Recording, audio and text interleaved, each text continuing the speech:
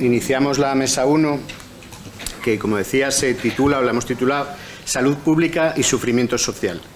Están con nosotros, Rafael Cofiño Fernández, que es médico especialista en medicina familiar y comunitaria y técnico de salud pública en la Consejería de Salud y hasta hace relativamente poco director general de salud pública. Ángel López, que es el responsable de salud mental del SESPA, de la Unidad de Coordinación de Salud Mental del SESPA, y es médico especialista en medicina preventiva y salud pública. Y está también Ana Fernández Zapico, que es doctora en psicología y es directora general de Planificación, Orientación y Adaptación al Cambio Social de la Consejería de Derechos Sociales y Bienestar.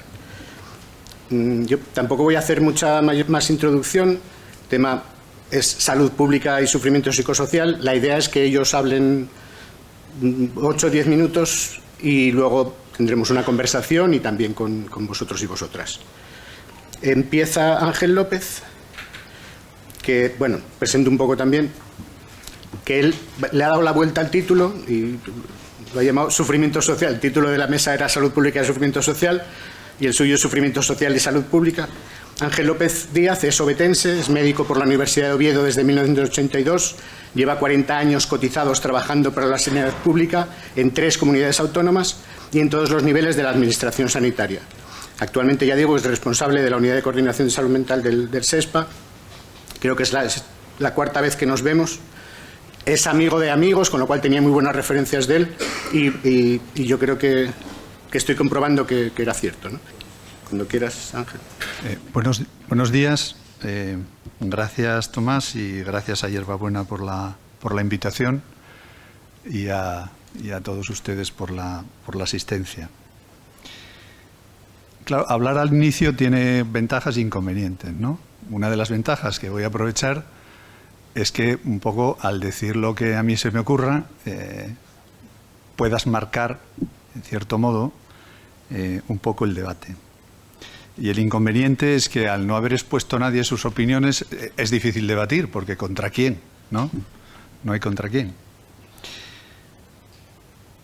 Bueno, 2 notas preliminares para luego entender mejor la intervención. Efectivamente, yo le cambié el título a la intervención. Y esto no es baladí, tiene consecuencias.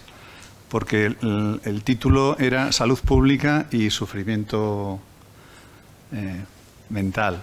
Y yo creo que es al revés, o social. Y yo creo que es al revés, ¿no? En primer lugar hay que poner el sufrimiento y la salud pública ya veremos luego qué es, para qué vale, hasta dónde llega. Bien, entonces, os decía que 2 notas preliminares. La primera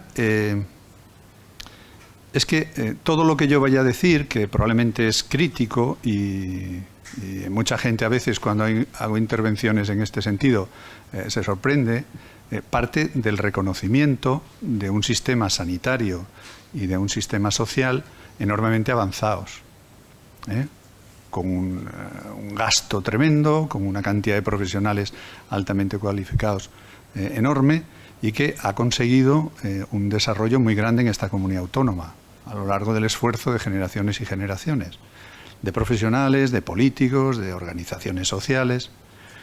Por lo tanto, que no se entienda lo que yo digo como una impugnación del sistema, sino todo lo contrario, como el intento persistente de corregir los problemas y las desviaciones que puede presentar el sistema y de mejorarlo.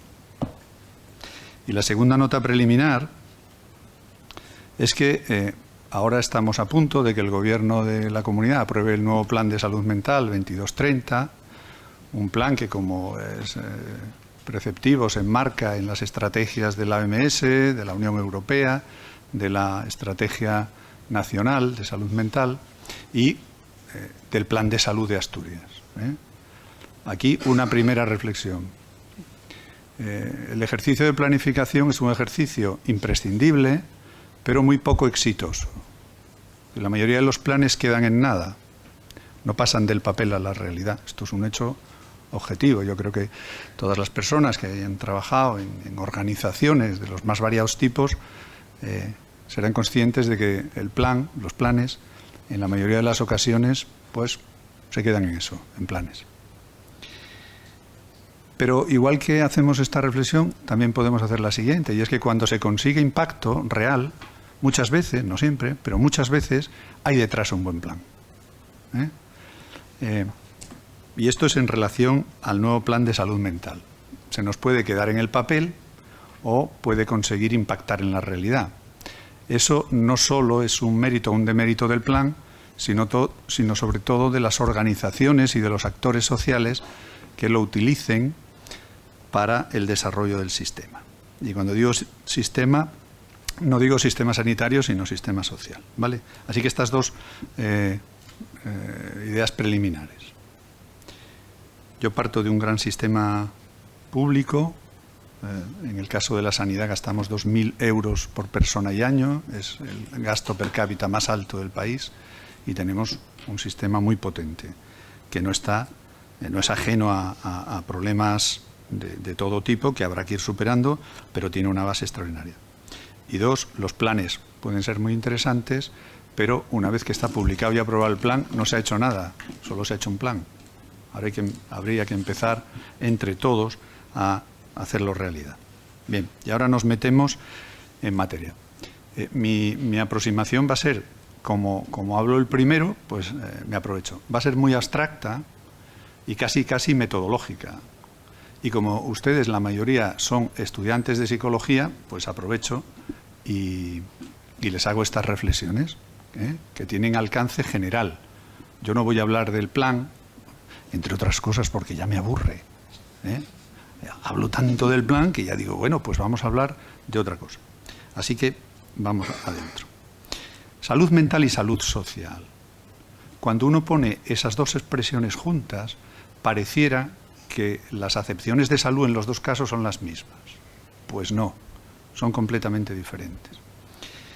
Y por otro lado, la relación entre mental y social también tiene que ser explicada, porque parece que es la relación de uno a muchos, ¿no? Lo mismo en uno o lo mismo en muchos, pero cuando uno cambia de escala, cambian los conceptos, el sentido de los conceptos, y cambia la realidad. Salud mental y salud social, que es lo que Tomás y la gente de Hierbabuena nos pone aquí para provocar un poco la reflexión. Bueno, si nos remitimos a la historia, solo voy a hacer estas dos breves referencias, ¿no? Si nos remitimos a la historia, ustedes recordarán, porque probablemente ya lo saben, que en la Edad Media la universidad tenía 3 facultades. La que atendía a la salud del cuerpo, que era la medicina, la que atendía a la salud del alma, que era la teología, y la que atendía a la salud del cuerpo social, que era el derecho. Esto, junto con el dualismo cartesiano, no es ejercido por nadie, o mejor dicho, nadie lo defiende, pero yo tengo la experiencia de que lo ejerce todo el mundo. Estas dos referencias están permanentemente presentes en la mayoría de los actores, casi sin darse cuenta.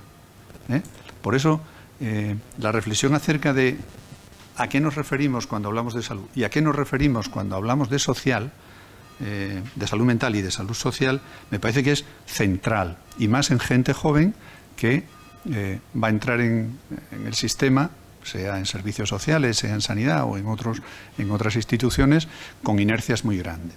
Entonces, ese ejercicio de reflexión acerca del significado de los términos no es baladí, ¿no? Vale, otro problema que tenemos, que yo percibo también habitualmente, es la existencia de discursos en paralelo, ¿no? Es decir, viene uno y habla de sanidad, luego viene otro y habla de servicios sociales, luego viene Umbral y habla de su libro. Es decir, cada uno coloca el discurso de su sector y hacemos poco esfuerzo por engranar los discursos. Y luego reclamamos coordinación. Claro. Luego reclamamos coordinación que nunca se produce o muy pocas veces se produce. Es carísima la coordinación y pone en juego los intereses de los colectivos. Entonces la coordinación siempre es una quimera, siempre es una necesidad, y cuando se consigue pues estupendo, pero no deja de ser una quimera. Bueno, entonces cuando piensen en estos temas, acuérdense de la salud del alma, la salud del cuerpo y la salud del Estado, del colectivo, o del dualismo cartesiano, porque está permanentemente funcionando. Y esto de los discursos en paralelo también es muy, muy importante. La racionalidad no puede ser nunca fragmentaria, ¿vale? La racionalidad social, claro, pues la racionalidad matemática es matemática, pero la racionalidad social siempre es política, siempre es de acciones, de actos de los individuos y de los colectivos. Entonces, esta separación ficticia entre unidades del Estado que prestan servicios, pues no siempre clarifica el escenario, sino que a veces lo oscurece. Bien. Otra reflexión.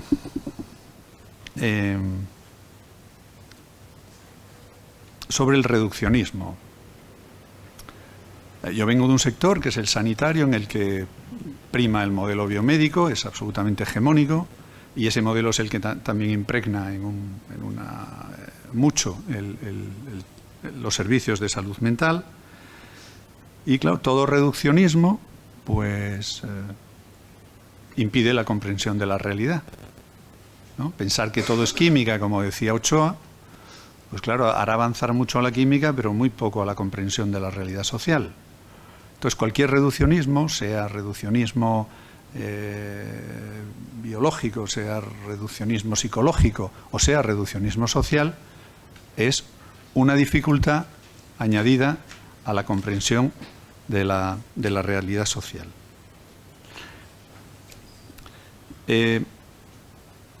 Salud mental y salud social, como decía antes, hacen referencia al individuo y al grupo, en un uso no siempre preciso del término salud, ¿no? Y yo voy a darles dos referencias para que puedan explorarlas por si les interesaran, ¿no? Cuando hablamos de salud mental, hablamos siempre de individuos, siempre. Y esta referencia al individuo, que es el que sufre, solo por extensión, no siempre adecuada, se puede pensar que las poblaciones sufren. Quien tiene sufrimiento es cada individuo. Bien, y esto nos remite directamente al campo de la ética y al campo, bueno, pues en términos prácticos y entre comillas, de la medicina. Mientras que el sufrimiento social, o el llamado sufrimiento social, nos remite al campo de lo colectivo, al campo de la política. Y las normas que rigen el comportamiento político y las normas que rigen el comportamiento ético no siempre son composibles. A veces, en muchas ocasiones, entran en conflicto. Y esto hay que tenerlo claro.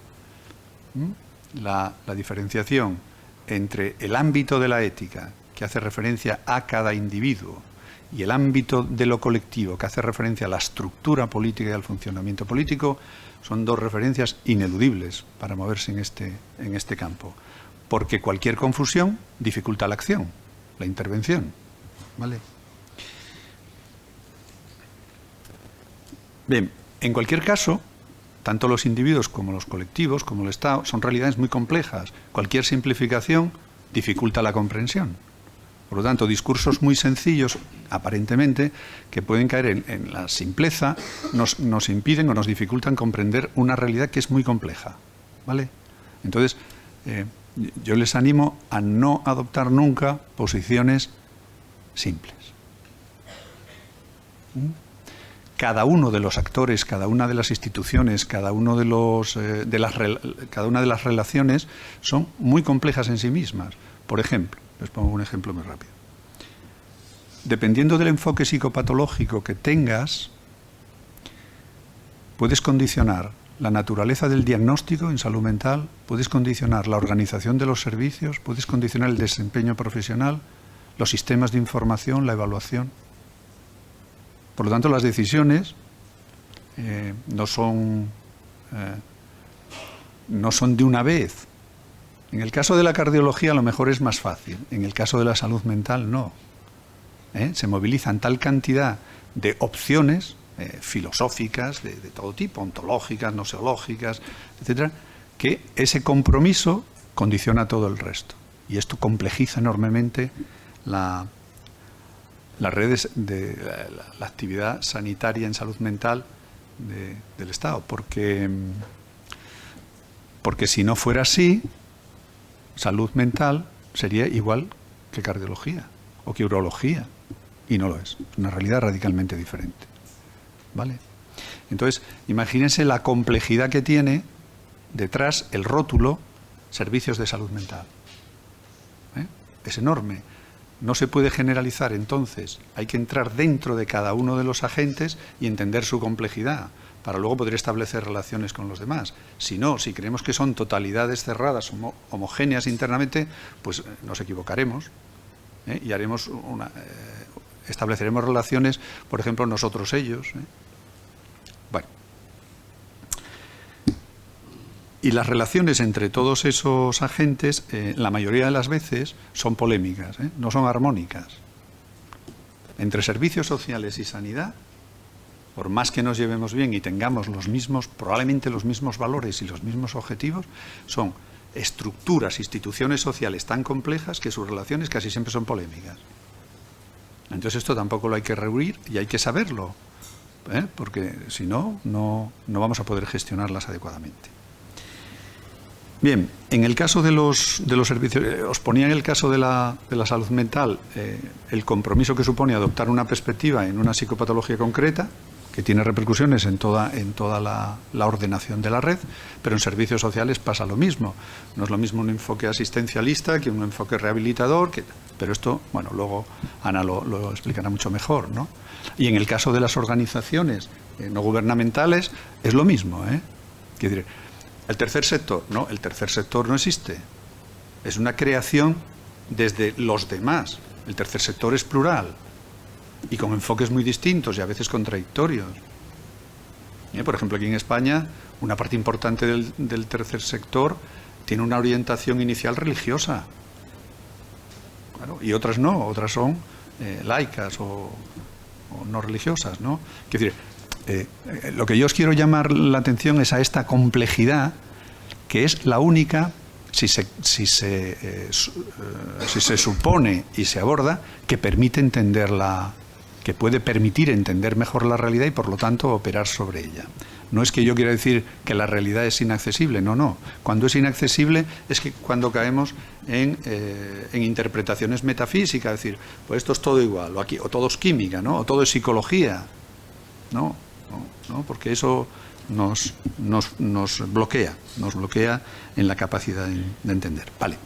Ahora, sufrimiento individual, claro. Yo creo este es el centro, por eso yo cambié el orden. Porque yo creo que lo que hay que poner en el centro es el sufrimiento individual, que es lo que mueve toda esta mecánica. Y los que sufren son los individuos. Y ese sufrimiento compromete su vida personal. Y claro, ante esto hay que reaccionar. Y tiene que reaccionar todo el mundo. Todos los del entorno y todos los aparatos del Estado, sin duda. Pero claro, ¿qué pasa? Que este sufrimiento individual siempre existe, siempre ha existido y siempre existirá. ¿Cuándo aparece como problema de salud pública? Y aquí voy a hacer otra pequeña digresión. La salud pública tiene una denominación que es salud pública, ¿no? Que esto proviene del inglés. En realidad, en España, la denominación que proviene del latín es sanidad. Y la salud pública, que es el otro término también de la mesa, la salud pública se puede interpretar de muchas maneras. Una forma, por ejemplo, una especialidad médica. Hay una especialidad en el MIR que se llama Medicina Preventiva y Salud Pública. Y ahí, pues los que lo hacen, pues hacen su máster en Salud Pública en la Escuela Nacional de Sanidad y estudian calidad y estudian esto y lo otro. ¿Vale? Es una especialidad médica. Eso es una realidad. No es a la que yo me voy a referir cuando hablo de salud pública. Pero también puede ser identificada o interpretada la salud pública como una metodología, como un enfoque, como una perspectiva, como una visión, que se diferencia de la medicina clínica, claro. porque la medicina clínica está focalizada en el individuo. La salud pública ya estaría focalizada en el grupo, en los colectivos. Pero yo la acepción que voy a utilizar y que utilizo de salud pública es la de institución social, que es un aparato del Estado. ¿Verdad? La salud pública es un aparato del Estado y, como todos los aparatos del Estado, lo que busca es la recurrencia del propio Estado. Claro, el Principado no se va a gastar 2.000 millones de euros al año para no seguir siendo el Principado, porque sería suicida. Entonces puede llegar un momento en que diga, no puedo gastar más dinero en sanidad, porque me compromete otros ámbitos, como la educación, como los servicios sociales, y tenemos que poner freno a esa inversión que ya no tiene rentabilidad. Pero eso es una decisión política, no es una decisión ética. No afecta a un individuo. Tiene por objeto proteger al propio Estado y hacer que éste se mantenga en el tiempo. ¿Vale? Y esta es la perspectiva que a mí me parece más interesante de la salud pública. La salud pública es el esfuerzo organizado, la salud pública, la sanidad, es el esfuerzo organizado del Estado para mantener la recurrencia del propio Estado atendiendo a sus componentes individuales. ¿Vale? Claro, entended que el enfoque ético que va hacia el individuo y el enfoque político que va vehiculizado a través de la sanidad, bueno, son enfoques muy distintos, a veces coinciden y a veces son contradictorios, y esto explica muchas cosas, ¿no? Y ya termino, porque yo creo que ya puse encima de la mesa algunos instrumentos o algunas advertencias metodológicas para charlar sobre estos asuntos. Y me quedan dos ideas nada más. Una, claro, cada uno de vosotros o de ustedes tendrá que decidir su grado de compromiso con esta relación tan compleja entre lo ético y lo político. Y tendrá que comprender, creo yo, que es más importante lo político, porque lo ético no permite la pervivencia del Estado, mientras que lo político permite, al menos en cierto grado, el respeto de los valores éticos. Por lo tanto, ustedes deberían de apostar, dado que han elegido esta disciplina, y bueno, en realidad es una suposición infundada. Yo me gustaría que ustedes adoptaran una perspectiva en la que la acción política, y no me refiero a la acción en un partido político, me refiero a cualquier intervención que uno tiene cuando supera sus intereses inmediatos, está afectando a todos los demás y condicionando la realidad social. Por lo tanto, en ese sentido, pues todos somos políticos, ¿no? Pero que ustedes apostaran políticamente por una política con fuertes referencias éticas, sin perder de vista que la ética históricamente y siempre se ha subordinado, y no puede ser de otra manera, a la política. Esta es la penúltima reflexión. Y la última, en este mismo sentido. Ustedes son una profesión emergente, se están metiendo en todos los sitios. Yo empiezo a percibir que los psicólogos son una especie de cáncer que va comiendo a la sociedad, porque yo a cualquier sitio que voy veo psicólogos que quieren más psicólogos. Esto es algo normal, ¿no? Pero tengan cuidado. Porque cualquier medicalización indebida, cualquier psicologización indebida es desmovilizadora. Empapa los conflictos sociales y no los resuelve. Por lo tanto, si el compromiso es el de hacer una política, es decir, una gestión de lo común con fuertes fundamentos éticos, hay que tener una precaución fundamental en no medicalizar y en no psicologizar realidades que son conflictos sociales. Y esa es la última reflexión. Y ya está.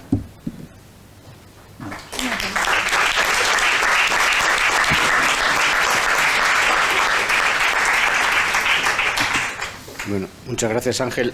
Solo comentar que el título en principio iba a ser Sufrimiento social y salud pública, precisamente. Lo que pasa es que al final, como eran 3 mesas, salud pública tal, salud mental tal y salud comunitaria tal, al final, pero bueno, cierto, primero es el sufrimiento y luego es la atención.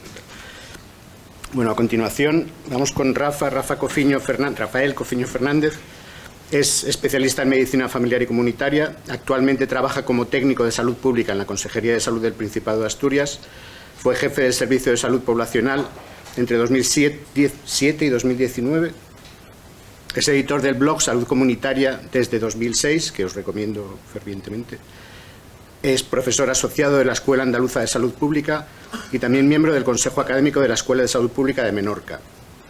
También fue, como decíamos, director general de Salud Pública de Asturias entre 2019 y 2021. Yo recuerdo una reunión que tuvimos con él al poco de tomar posesión, que hablábamos de las esperanzas que se nos generaba con él y él también las que tenía. Nos expresaba su consciente también de las dificultades, pero vino la pandemia y ya lo monopolizó todo y ahora estamos volviendo a retomar contacto. Fue eso hasta a finales del año pasado, ¿no? Y nada, nos va a hablar sobre la importancia de la salud. Bueno, a Rafa lo conocemos hace tiempo porque participó también en un proyecto nuestro europeo, Avanzadilla tumba barreras, juventud más allá del sufrimiento psicosocial, que yo creo que, bueno, para nosotros debe ser de lo más satisfactorio que hemos tenido, tal, porque era un proyecto, digo porque, aprovecho para meter la cuña, porque es algo de lo que, hacia donde queremos ir también. Esto era un proyecto europeo de diálogo estructurado entre personas con diagnóstico y sin diagnóstico, pero jóvenes, y responsables de tomas de decisiones, ¿no? De tanto técnicos como parlamentarios, concejales, había un parlamentario europeo también, y para nosotros yo creo que fue de lo más enriquecedor, y en ello también contribuyó Rafa Cofiño. Tal. Y eso nos hablará de la importancia de la salud pública para la salud mental y viceversa. Bueno, lo primero, muchísimas gracias por la invitación, Tomás.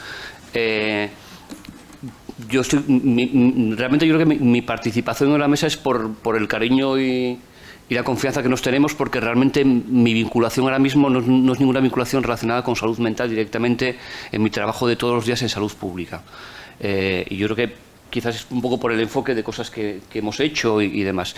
Sí que me ha tocado y he aprendido de dos personas que han sido directores de salud pública. De hecho, me estaba acordando con Ángel hace unos años, estando en el Festival de Cine de Gijón, me está acordando porque el Festival de Cine de Gijón es ahora mismo, era más cerquita del Día Mundial de SIDA, presentando una guía que teníamos de educación y VIH. Y con Amelia, que también fue cuando volví a trabajar como jefe de servicio en consejería, ¿no? En toda esta época sí que me ha tocado diferentes temas que han tenido relación con algunos temas relacionados con salud mental. Me ha tocado estar en la puesta en marcha del observatorio, me ha tocado estar en la coordinación del plan de salud y la estrategia de cronicidad, me ha tocado estar en la gestión de la pandemia y me ha tocado estar también en el borrador de la ley de salud pública, que espero que podamos ver dentro de no mucho en Asturias, ¿no? Ahora mismo no estoy vinculado a ningún tema relacionado con salud mental y lo que sí que estoy es trabajando en una parte que sí que está relacionada, porque todo está muy relacionado, que es la estrategia de atención comunitaria y promoción de la salud. Y como yo siempre que me toca hablar este año digo que vengo un poco desmigado todavía de la pandemia y pido excusas si hago un discurso un poco incoherente, ¿no? Y disgregado. Y voy a empezar hablando de la pandemia un poquito, o sea, como es mi tema, voy a seguir hablando de la pandemia, ¿no? Si leéis Nortes, hoy en Nortes sale un artículo relacionado con cuál es el análisis de las causas de las pandemias, ¿no? Y aparece todo este dibujo que nos voy a contar, pero simplemente es para coger los hilos que ya ha soltado Ángel y profundizar un poco en ellos, ¿no? Este hilo lo que señala, o este gráfico lo que señala es un poco la complejidad del tema de las causas cuando hablamos de qué puede pasar con las próximas pandemias infecciosas, ¿no? Y en resumen lo que viene a decir es, y insisto que tomo los hilos de Ángel, que la situación es compleja, ¿no? Buscar respuestas sencillas es un error y las respuestas son muy complejas, ¿no?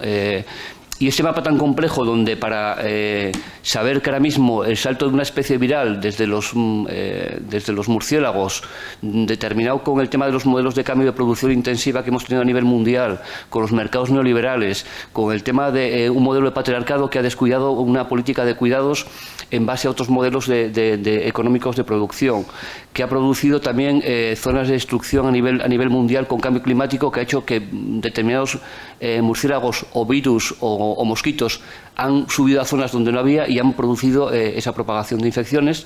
Toda esta complejidad también tiene que ver mucho cuando hablamos de salud mental, ¿no? Es decir, el abordaje que hemos tenido en muchas visiones en salud mental ha sido y a veces sigue siendo tremendamente reduccionista cuando contábamos este gráfico tan ampliado, algo que mencionábamos, lo menciono mucho porque fue el primer libro que volví a leer después de la pandemia y creo que es un libro muy bueno, el de Andrea Wulf, de La invención de la naturaleza, contando la biografía de Humboldt. Pero bueno, creo que me ha gustado especialmente porque era la primera vez que leí algo no relacionado con la pandemia, ¿no? Y Humboldt, al que le encantaba conectar diferentes disciplinas y diferentes saberes, odiaba el tema de la fragmentación del conocimiento que se había realizado, ¿no? Y esto también lo mencionaba antes Ángel, ¿no? Es decir, parte a veces de nuestra forma de abordar estos mapas tan complejos y estas grandes fotos tan complejas no es buscando cómo podemos coordinar bien los procesos, sino a veces cómo encajamos nuestros propios modelos profesionales o con nuestros propios intereses corporativos, ¿no? Eso ocurre en infecciosas, ocurre en salud cardiovascular, que el mapa es similar, y ocurre en salud mental, ¿no? Esa sería la primera, son tres ideas. Esa sería un poco la primera idea, la complejidad, la necesidad de trabajar juntas. Posiblemente si reinventáramos los modelos ahora mismo, buscaríamos modelos totalmente diferentes y profesiones totalmente diferentes, donde trabajaríamos no viendo cuál es nuestro lugar en nuestra carrera laboral, sino cómo podemos facilitar la vida de las personas. La segunda idea es esta, ¿no? Es una recomendación. Yo cuando lo leí la primera vez, leyendo varias cosas a partir del tema de Clyde Hertman. Clyde Hertman es un... murió con 59 años, canadiense, y trabaja sobre todo en temas de desarrollo de la infancia, ¿no?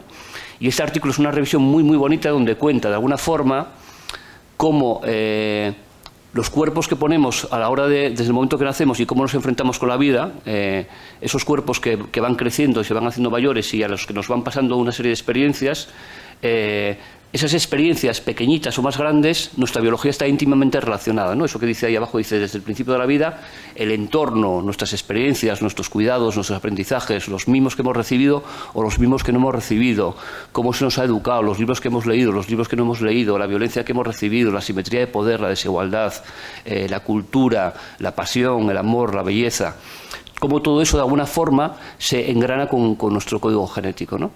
Y cómo no solamente es que habla, sino que los genes se escuchan y a veces los genes, la epigenética se modifica, ¿no? Yo creo que esto es muy bonito para entender también, a veces, y no soy un experto en esto, soy un generalista de muy pocas cositas, cómo entender también el tema del debate entre la división entre el cuerpo y la mente, o como decía un profesor ecuatoriano que le escuché este año, es decir, realmente lo que somos cuerpos inflamados que caminan por la vida, ¿no? Y como esos cuerpos inflamados a veces tienen sufrimientos físicos o tienen sufrimientos mentales, ¿no? Y como a veces el sufrimiento físico y el sufrimiento mental puede estar muy vinculado, ¿no? En el modelo que desarrolla Hertman y otros muchos autores, y que ahora mismo está bastante asumido por muchos profesionales, explica algo que había pasado como muy desapercibido, ¿no? Todo el tema del estrés social. Cómo vivir en determinados contextos, en determinadas comunidades, nos hacen que enfermemos y dificulta a nuestro sistema inmune y a nuestro sistema inflamatorio y mortifica nuestras coronarias y mortifica también a nuestro bienestar emocional, ¿no?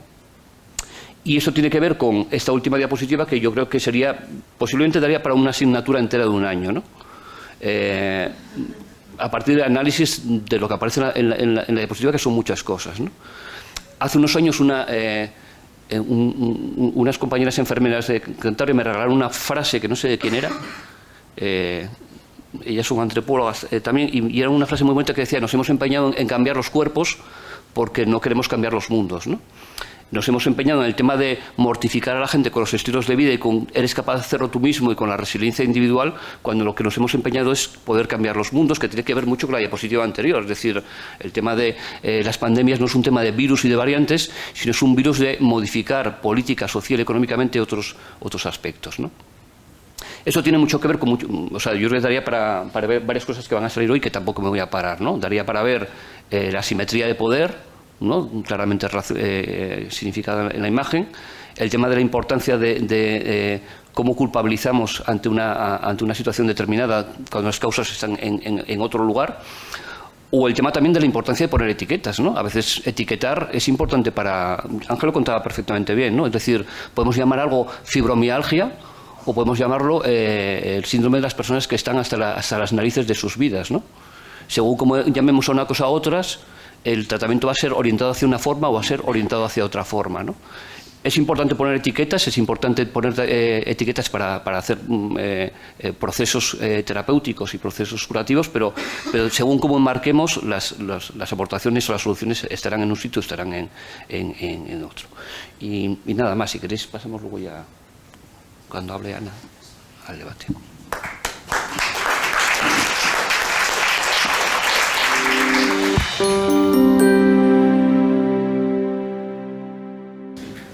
Bueno, muchas gracias, Rafa. Y eso, luego comentaremos un poco más y esperamos que participéis también vosotros y vosotras.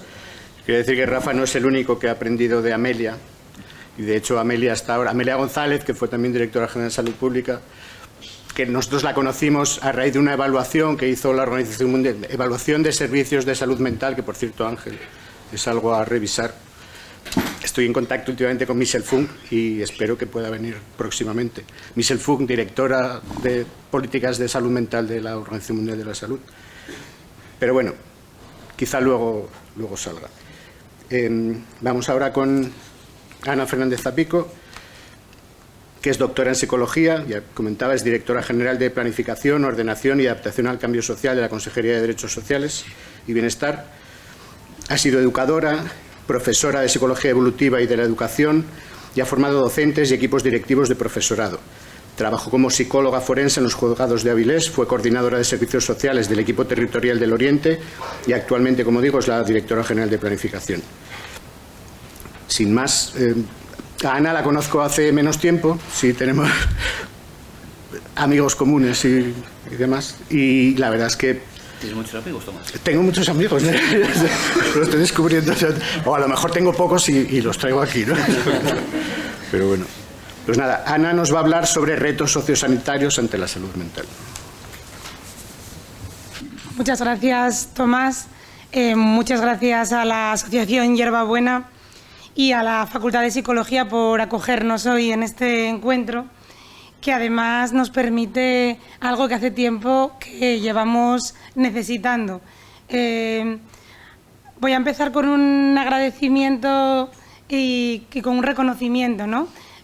Para mí es volver a casa y es algo que se agradece. Vengo cada X tiempo, me llaman siempre para participar en la evaluación, en la asignatura de evaluación psicológica. Les gustaba mucho cuando estaban en los juzgados porque es algo que interesa y que aquí no se conoce mucho.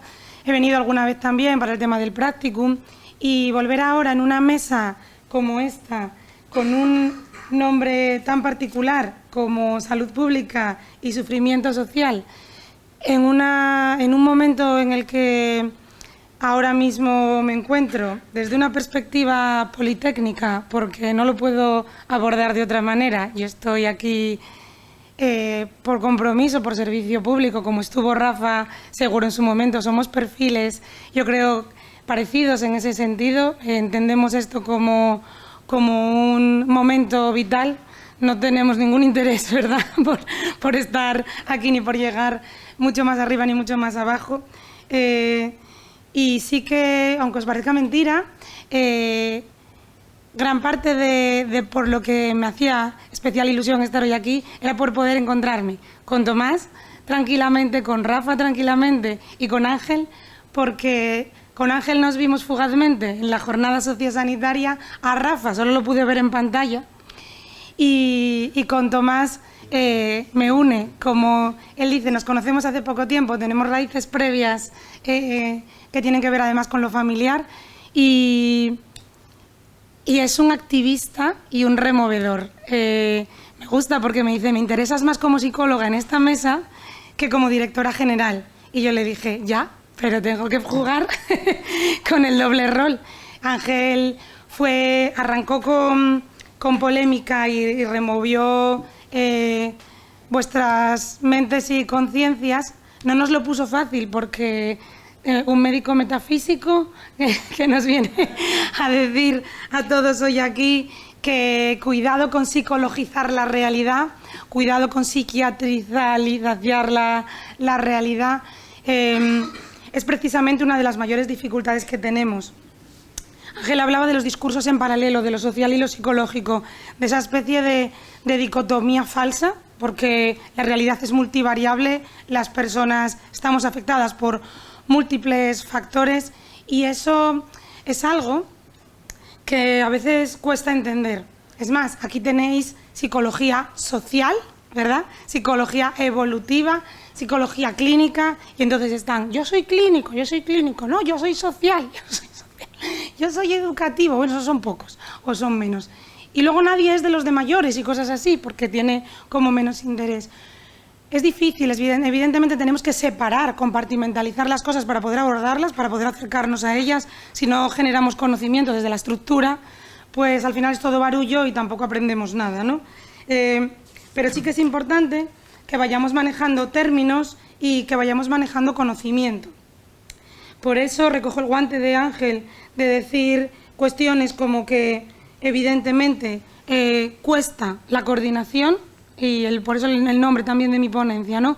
No lo llamo coordinación sociosanitaria en salud mental, sino los retos de la coordinación sociosanitaria en salud mental. Porque si algo es complejo para la coordinación sociosanitaria es precisamente lo que tiene que ver con salud mental. Y era la primera reflexión que traía para hoy, ¿no?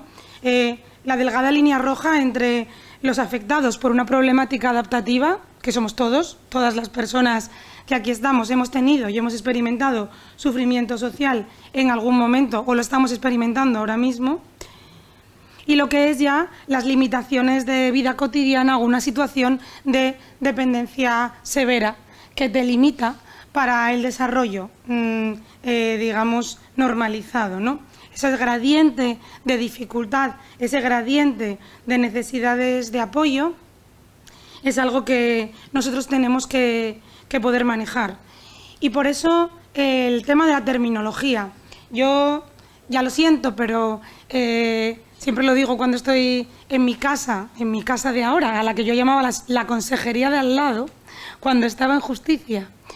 Porque desde justicia, desde el ámbito de los peritajes forenses, uno tiene la obligación de hacer un análisis completo, multivariable, y de ir más allá de las cuestiones específicas. Y solo eso nos permitía poder abordar la cuestión que teníamos que resolver desde un punto de vista totalmente amplio. Es decir, condicionantes sociales de la persona que estábamos evaluando, condicionantes también fisiológicos, biológicos, condicionantes que tienen que ver con la estructura, con el proyecto de vida.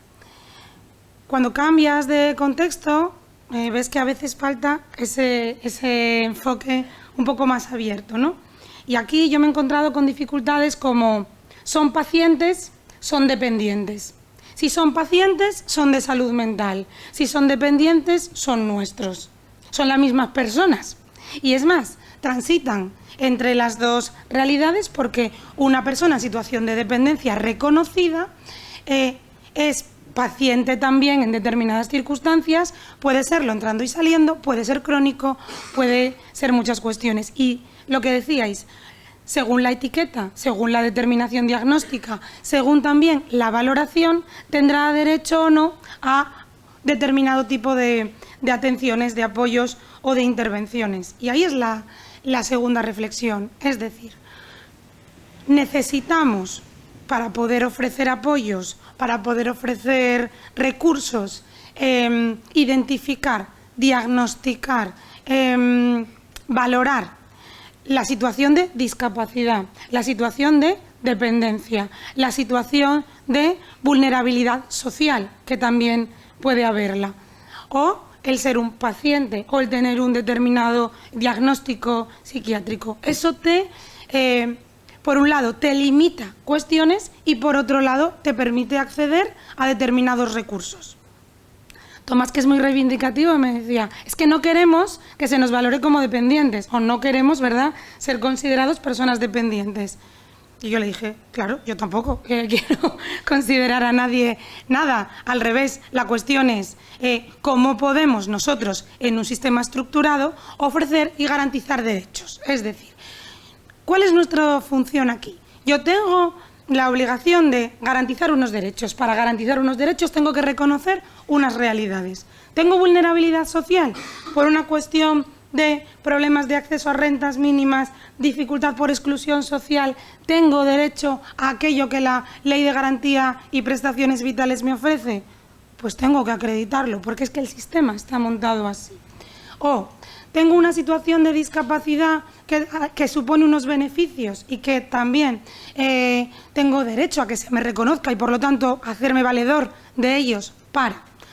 O tengo una situación de dependencia en la que claramente puedo necesitar apoyos. ¿Cuál es la cuestión?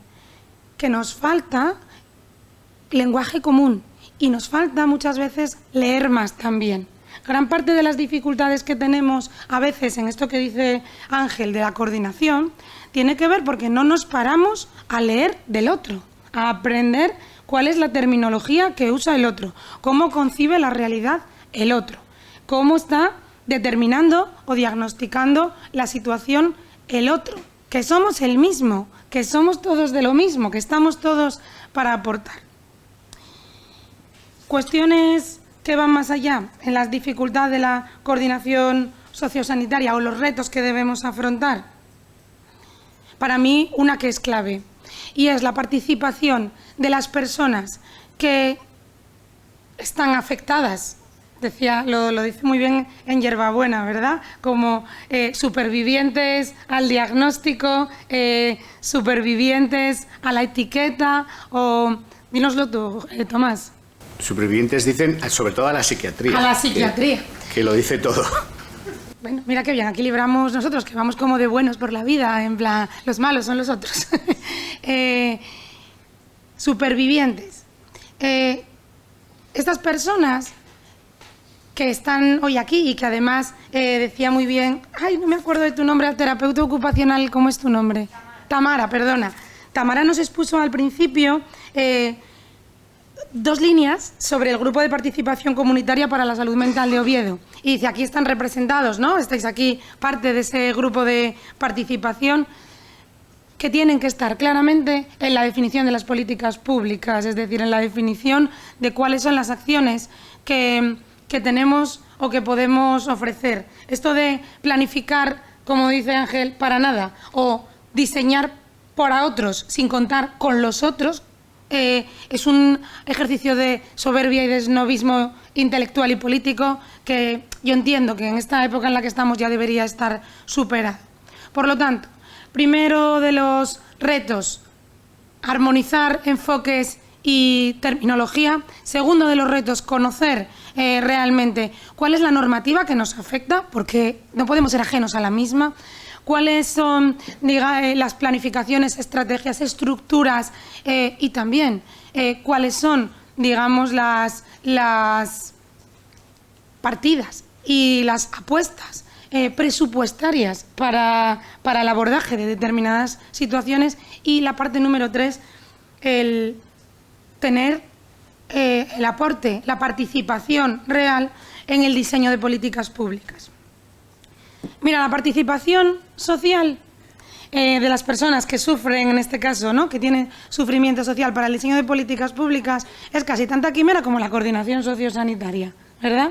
Porque decimos, es muy importante que participen, que aporten, pero ¿dónde está el foro? ¿Dónde está la interlocución? Y sobre todo, ¿dónde está la accesibilidad? Y ahora vengo con uno de mis grandes, voy a decir descubrimientos porque tengo que ser así de honesta. Siempre me interesó la accesibilidad cognitiva, que por de formación profesional es la mía, pero ahora me he hecho friki total de la accesibilidad. ¿Y por qué? ¿Por qué la accesibilidad? Porque la accesibilidad es lo único que va hacia afuera, elimina barreras, elimina brechas. Y entonces no tendremos el problema del árbol y el koala. Si cambiamos el foco de ¿qué tenemos que tener? Ciudades amigables, ciudades cuidadoras, ciudades saludables, Hay un montón, hay todo un movimiento de concejos saludables, ¿verdad, Rafa? Demasiados movimientos, porque tenemos ciudades amigables con la infancia, ciudades y comunidades amigables con las personas mayores, concejos saludables, smart cities, agenda urbana, las ciudades sostenibles, todo lo de la economía circular. Entonces, estamos todos lo mismo, entrándole al tema por distintos focos, ¿no? Y entonces parece chiste esto de hay un español, un inglés, un no sé cuánto. No, yo es que soy de las ciudades saludables. Ay, yo es que soy de las ciudades amigables. Ay, yo es que soy de las ciudades accesibles. Bueno, mira, pues ya lo mismo, las cosas como son. Ya lo mismo, es decir, el entorno me facilita o me dificulta. Ya está. El entorno es respetuoso conmigo, me entiende, me incorpora, me acepta o tengo que adaptarme yo al entorno. Por lo tanto, para mí el tercer reto es la participación social informada. La última palabra es la clave, es decir, decirle a alguien, puedes participar, mira, vente aquí, te voy a convocar a participar, tú te lees todo el tocho mío, mira, de la estrategia de cuidados de larga duración, del plan sociosanitario, de la ley de salud, de la Madre Santa, haces todo eso, tú te lo lees todo, te lo empollas, vienes y ya participas. Bueno, pues eso es como decirle a alguien, te espero en la 8ª planta de ese edificio tan chulo de allí, pero vas en silla de ruedas y no tienes rampa. Ahora llega. Ese tipo de cuestiones es de las que a mí más me preocupan cuando hablamos de estas cuestiones, ¿no? De cómo podemos diseñar o codiseñar. A ver, hay esperanza también. El hecho de que la accesibilidad universal sea algo transversal y que nos obligue a todos. El hecho de que haya también espacios donde podamos aportar este tipo de visiones, yo creo que remueve y nos permite situar. El hecho de que seamos críticos con nuestras organizaciones, que el responsable de la OCOSAM venga aquí a decir yo soy crítico y veo dificultades, que yo venga y diga desde la Consejería de Derechos Sociales la discapacidad psicosocial es algo que todavía le queda un reto muy importante por abordar porque se lo ha comido prácticamente todo, la discapacidad intelectual y la física.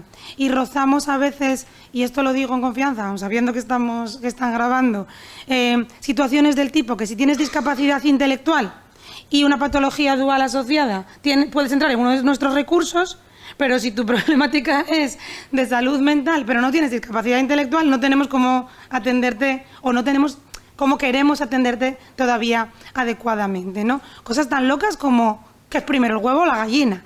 Si tengo una cosa y tengo la otra. No, es que estoy afectado por varias. Y ahí un poco termino con varias cuestiones.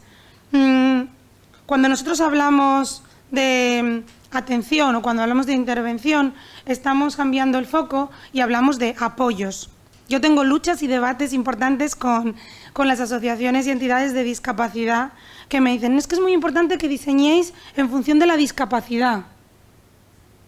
Y yo le digo, es que es muy importante que diseñemos en función de los apoyos que se necesita, porque yo puedo partir de discapacidades distintas o de necesidades distintas, pero necesitar el mismo tipo de apoyo, porque el tipo de apoyo que necesito a lo mejor es ¿para qué?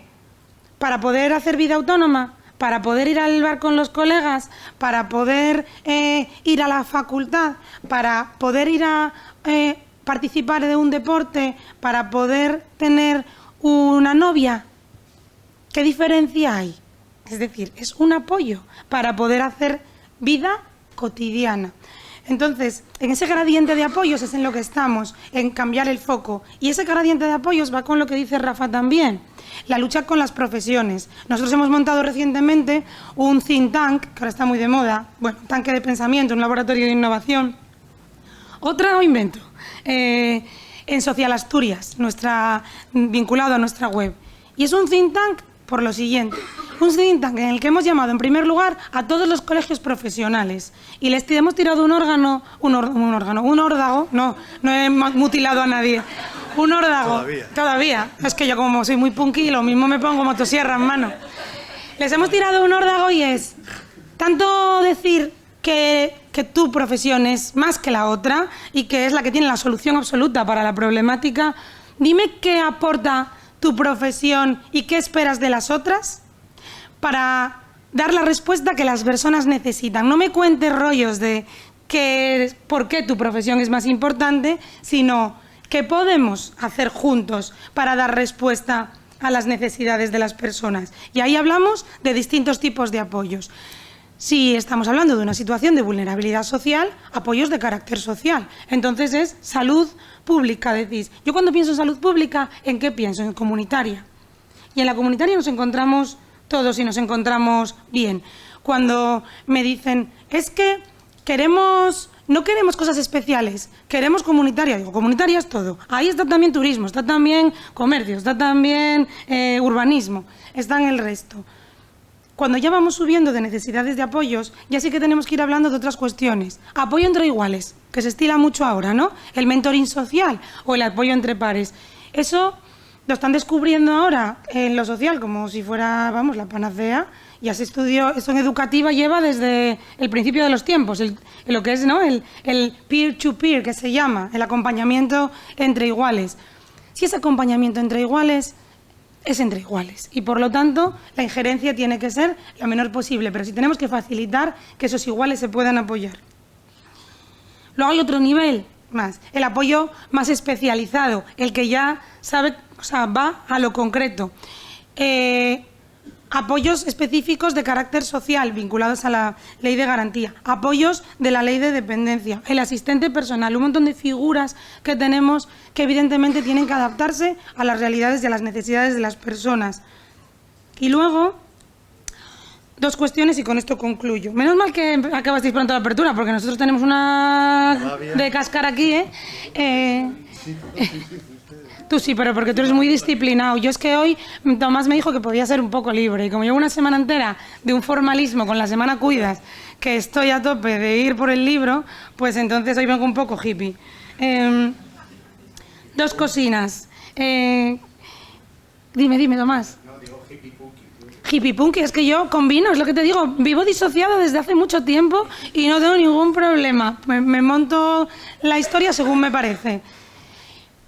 Cuando hablamos de apoyos, una de las cuestiones que a mí sí me tienen especialmente preocupada y sí que quiero que se tenga en cuenta tanto en la planificación nuestra como en la coordinación sociosanitaria, es que cuando hablamos de sufrimiento social se da un fenómeno que a veces no ocurre, que no ocurre normalmente en otro tipo de discapacidades, y es la falta de apoyo familiar. Es decir, ese espacio en el que en otros nos ayudamos y nos servimos cuando hay discapacidad intelectual, cuando es física, cuando es de otro tipo o cuando es un paciente al uso por cualquier problemática, la familia es la primera que acude. Pero muchas veces las dificultades de sufrimiento emocional generan rechazo por el daño también que ocasionan el seno familiar o porque no sabemos atender adecuadamente al grupo, a la unidad de convivencia. Esto de la atención centrada en el paciente o la atención centrada en la persona está muy bien, pero yo siempre digo atención centrada en la persona y en su entorno relacional, porque nos olvidamos de aquellos que sufren en vicario esta situación y que a veces son los primeros que se retraen y entonces dejan a la persona con doble vulnerabilidad. Eso es una de las cuestiones que me parece importante abordar, ¿no? Y luego ya, por último, hablar de dos cosas, otras dos cuestiones. Una, los non-take-up, que se llaman ahora. Es que como estamos llenos de anglicismos, estos que se nos quedan fuera. Y ahí hay también un alto porcentaje de personas afectadas por salud mental, digamos, en grado de injerencia elevada en su desarrollo personal, que teniendo derecho a prestaciones, que teniendo derecho a apoyos, no tienen ni siquiera ni capacidad ni contacto suficiente para poder hacerlos valer. Esos son a los que nos estamos dirigiendo y a los que tenemos que buscar específicamente con proyectos piloto, con proyectos innovadores que estamos desarrollando desde lo sociosanitario, sociolaboral, estos espacios que a mí me hacen mucha gracia porque llevan lo socio por delante y que entiendo que lleven lo socio por delante, no porque sea de servicios sociales, sino porque es común, es comunitario, es de toda la sociedad. Y luego ya por último, le voy a tirar aquí un órdago a Rafa, que tengo muchas ganas de hablar con él, de los activos de salud. Los activos de salud que son un invento muy guapo, muy natural y a la vez muy efectivo, y es dejar de dar respuestas psicofarmacológicas a toda la problemática que hay y ofrecer otro tipo de respuestas, orientaciones, intervenciones o apoyos que están ahí y que la gente a veces no lo sabe utilizar en la propia comunidad, en la propia vida. Así que le doy una vueltuca más, recojo el guante de los activos de salud para incorporarlo en el Pilar Europeo de Derechos Sociales, en la llamada que nos hacen a los activos habilitantes. Es decir, cómo podemos trabajar juntos de forma coordinada para que esos activos de salud no sean solo entendidos en el ámbito sanitario, sino que sean habilitantes, es decir, que sean activos o servicios que permitan a todas las personas afectadas por algún tipo de sufrimiento social, en este caso, tener la respuesta que quiera desde la determinación de proyectos de vida de forma autónoma, ¿no? Por eso, y con esto concluyo, cuando nos mandaron escribir sobre las oficinas de vida independiente, que es un movimiento que lleva ya mucho tiempo y que, lógicamente, corresponde que demos respuesta y generemos esos espacios también desde lo social, les dimos una vuelta y de forma participada las llamamos oficinas de vida autónoma y participativa. Y con esto quiero concluir, es decir, creo que lo más importante después de, o una vez afectado por alguna situación de sufrimiento psicosocial, es tener y poder contar con apoyos desde el ámbito sociosanitario y sociolaboral y sociojudicial y todos los socios que haga falta para que yo pueda determinar cuál es mi proyecto de vida y cómo puedo gestionar lo que se determina apoyos autodirigidos. Es decir, yo quiero ser quien determine qué apoyos necesito, pero tenéis que poder ofrecérmelos de forma accesible y tenéis que poder estar a la altura para que en ese menú, en ese mapa, no sea solo chocotaja, es decir, lo básico, como el trío la de, mira, o psicofármacos, o un grupo de apoyo, o vas a esta asociación, sino que haya un menú que realmente represente la diversidad de cada uno de nosotros. Que si me va el arte, que pueda tener recursos en el ámbito artístico, que si me va el deporte también contemple este tipo de cuestiones, ¿no? Así que me callo ya y dejo a Tomás que nos organice como buenamente pueda, porque somos también nosotros muy complicadinos, ¿eh? De manejar. De coordinar. Bueno, venga, adelante. Vale, bueno, nada. La idea era eso, ahora hablar y también que vosotros y vosotras preguntéis. Son las 10:57 según este ordenador. Tenemos hasta las 11:45. Yo sí que os había dicho que a mí me gustaría comentar también un poquito, porque bueno, nosotros también tenemos tema y esas cosas. Y sobre todo voy a tratar de hacerlo, porque tampoco lo había preparado, a partir de un poco de lo que habéis comentado. Y bueno, muchas gracias, perdona Ana, que ni siquiera te lo da. Eso, empezar, y yo quería, tú has comentado el tema de la accesibilidad psicosocial. Tenemos aquí a Pilar Agüera, Piqui, que el otro día nos dio una charla también que hablaba de esta cuestión. Yo creo que es algo, voy a hablar de algo personal. Yo recuerdo en su momento, estuve como representante de las asociaciones relacionadas con esto en un consejo del Ayuntamiento de Gijón sobre discapacidad. Y claro, yo allí vi que todo el mundo tenía muy claro cuáles eran sus barreras y cuáles eran sus ajustes o adaptaciones, ¿no? Qué era lo que podían pedir. Claro, yo lo primero que me planteaba era, digo, es que yo no sé, o sea, no están identificadas las barreras en esta cuestión, ¿no? En lo psicosocial. Luego hablaremos con... Sí, de hecho iba a comentar también, porque está Hernán, que me estaba indicando que seguramente ellos en Cataluña sí están en esa línea, pero que aquí por lo menos no hay, digamos, no está sobre la mesa, ¿no? No es algo que sea relevante para cara a tal. Hablaba también del grupo de participación. El grupo de participación hemos tenido varias reuniones y lo primero que ha salido es, luego lo hemos llamado identificación, ¿no? De I+D+I, identificar. O sea, porque hay que identificar, luego hay que desarrollar y luego hay que crear, ¿no? Porque hay que innovar en un montón de cosas que es que no existen. Y en salud mental el problema es que no existen no existe la identificación de barreras, con lo cual no se pueden identificar ajustes o adaptaciones, no existe la identificación, digo porque yo suelo hablar de la Convención de Derechos de Personas con Discapacidad, por un lado, en el preámbulo habla de que la discapacidad es algo que evoluciona, y lo voy a enlazar porque si no luego se me va a ir con lo que tú comentabas de la dependencia, ¿no? El hecho de que en nuestra situación generalmente hay una evolución, y dependiendo de los apoyos o lo que sea que tengas, puede ser a mejor. El problema es que muchas veces para acceder a algún recurso tienes que llegar a la dependencia. O sea, hay una ley de promoción de la autonomía personal y atención a personas en situación de dependencia, ha hecho así, y ahora mismo es ley de promoción de la dependencia. O sea, en salud mental por lo menos, no sé en otras cuestiones, ¿no? Pero falta ese espacio intermedio. Tú comentabas también eso, ¿no? Que hay personas en situación de dependencia, otras, pero en el medio la autonomía, las personas que están en situación de evitar la dependencia no tienen apoyos para poder, a su autonomía, para poder evitar la dependencia, ¿no? Eso por un lado.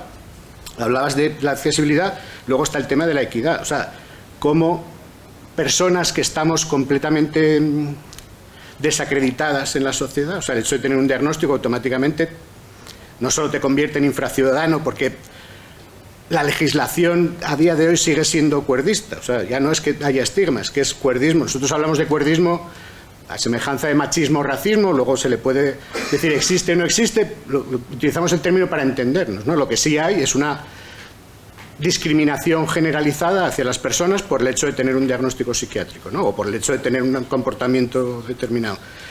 Me voy a ir perdiendo varias veces, digo, porque ahora mismo no sé de dónde venía. Bueno, la cuestión de la equidad, ¿no? Cómo nuestra presencia, yo comentaba también en la inauguración, ¿no? El hecho de que ahora mismo hay una marea de la salud mental y que nosotros estamos también más silenciados o tan silenciados como antes. Yo espero que baje la marea y que quienes llevamos aquí toda la vida y un colectivo que tiene tanto conocimiento y tanta investigación y tanto desarrollo, que lo hay, o sea, aunque no llegue a la sociedad, pues que eso llegue y se empiecen a tener en cuenta también nuestros puntos de vista, ¿no?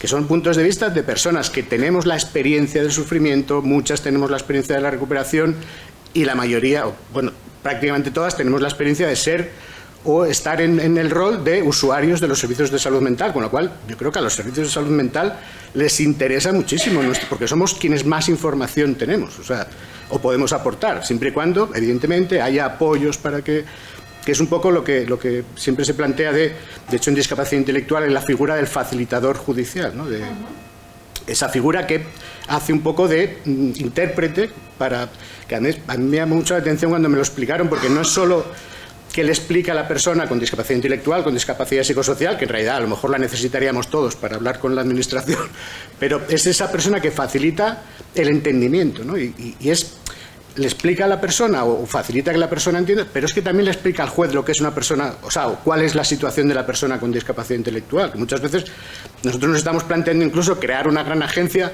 de facilitación para los servicios de salud mental, para acompañar a las personas, para que el psiquiatra entienda a la persona, porque muchas veces, y eso sí que es experiencia que tenemos todos, de ir, estás ante un señor en una mesa, que es la autoridad, que es la ciencia, que es el Estado, que es el pueblo soberano, que es...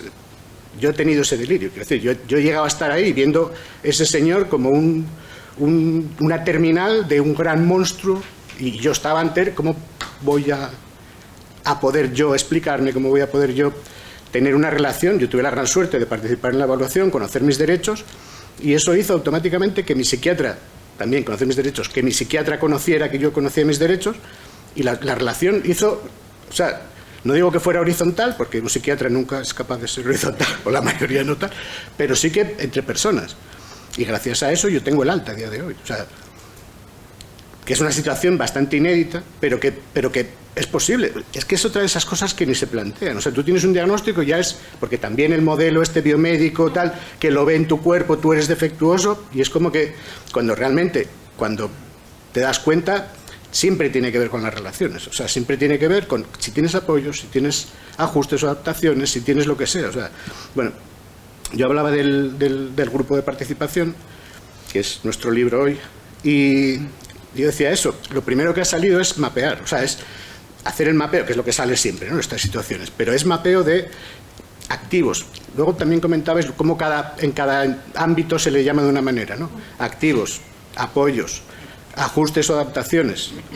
Según desde donde vengas, pues lo puedes llamar de una manera u otra, ¿no? La Carta de Ottawa habla de, a la hora de la identificación, habla de identificar las aspiraciones y poder cumplirlas, identificar las necesidades, que esa es otra. O sea, generalmente en los servicios y en la sociedad en general deciden cuáles son tus necesidades, que son las que pueden ellos más o menos cubrir o darle una respuesta, pero no se plantean que cada persona identifique sus propias necesidades, y ya aspiraciones ni hablamos. Si tú tienes un diagnóstico psiquiátrico, olvídate de tener aspiraciones propias, vitales, porque es como que tú ya tienes necesidades y eso ya está cubierto. Y otra cosa que dice Ottawa es cambiar o adaptarse al medio ambiente, ¿no?, que es en lo que estamos. Una asociación como Hierba Buena no es solo que nosotros nos adaptemos, es cambiar la sociedad, o sea, cambiar la sociedad.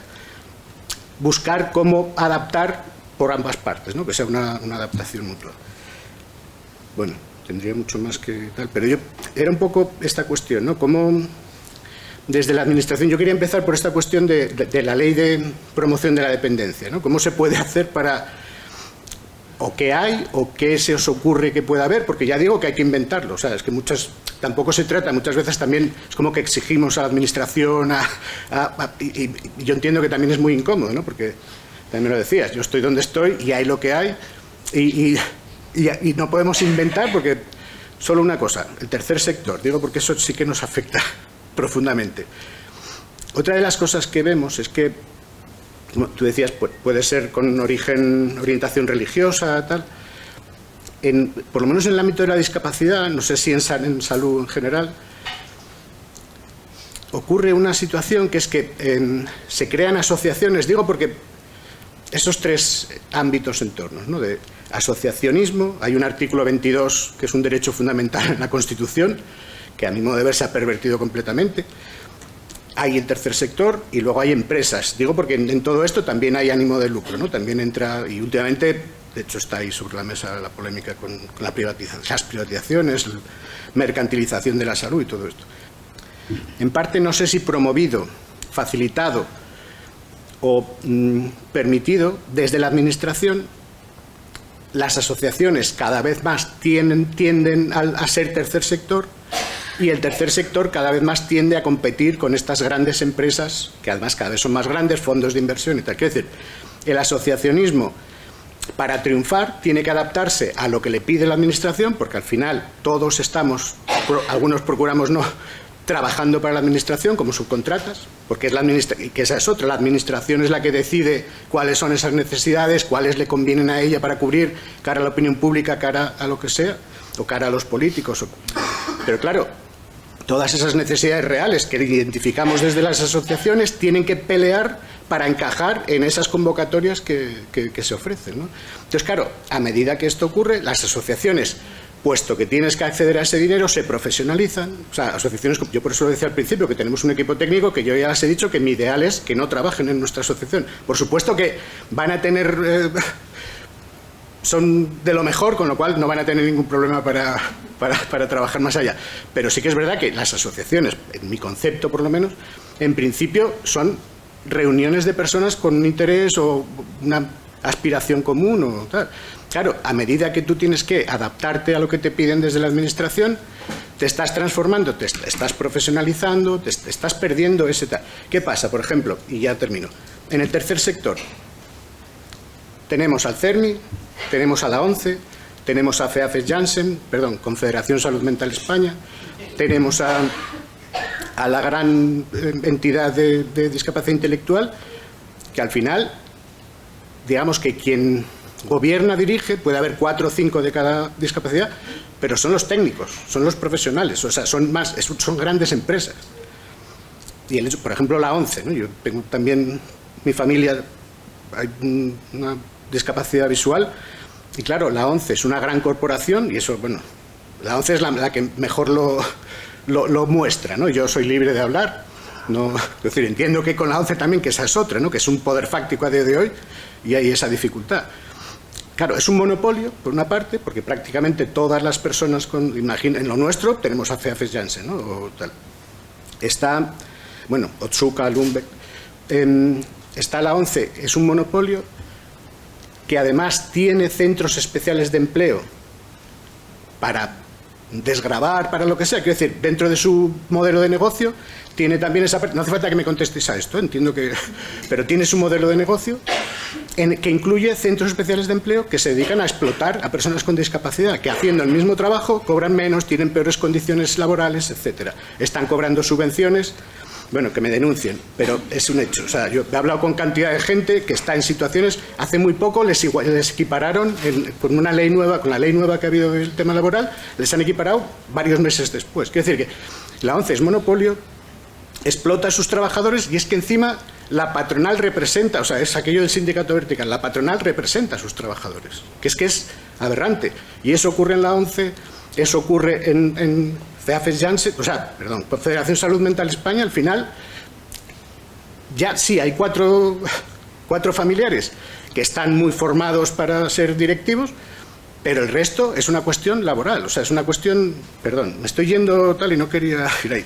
Y además es que eso está basado en la situación. Yo comentaba también al principio, la reforma psiquiátrica que se hizo en el año 86 no puso medios, con lo cual, o sea, se cerraron los manicomios.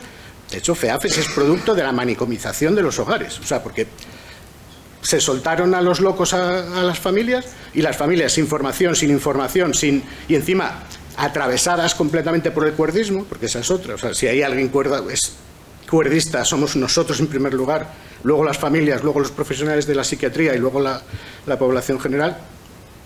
Bueno, iba a entrar también en el tema de los forenses, ¿no? Que como muchas veces yo soy productor de informativos en TPA, ¿no? en la Televisión Autonómica Asturiana. Y a mí es que yo hasta me siento mal cuando damos una noticia, me siento mal porque me genera una ansiedad terrible y bueno, porque cuando damos una noticia, y generalmente es de tribunales, ya veis cómo me pongo, de tribunales, en que como hay un perito que a mi modo de ver está prostituyendo su profesión, que a cambio de dinero pone un diagnóstico a una persona, ese diagnóstico se nos arroja a todos. Cuando un medio de comunicación da esa información, ¡hala!, pa' la saca. O sea, es eso de vasos comunicantes, ¿no? Te quito a ti y se lo doy a todos los demás. No se nota, pero es la gota malaya como que va... Claro, ahí hay unos peritos, digo por una noticia en concreto, y acabo ya. Una noticia en concreto, que decimos, los peritos no se ponen de acuerdo, unos opinan una cosa, otros... Claro, luego, cuando lo lees, más allá del titular, dices, los peritos prostitutos le ponen un diagnóstico y los peritos públicos dicen que ni hablar, que les está tomando el pelo, que este hombre solo va a psiquiatría para conseguir bajas, que tal y que cual. Pero en un medio informativo, que también es verdad que estamos a carreras, lo que das es que, claro, el cuerdismo se construye así, no sé si me estoy explicando. Bueno, yo he soltado un montón de cosas, no pretendo que me contestéis a todos, era también un desahogo y hablar de mi libro. Pero sí me interesa sobre todo la cuestión de los activos, se les puede llamar de una manera o de otra, ¿no?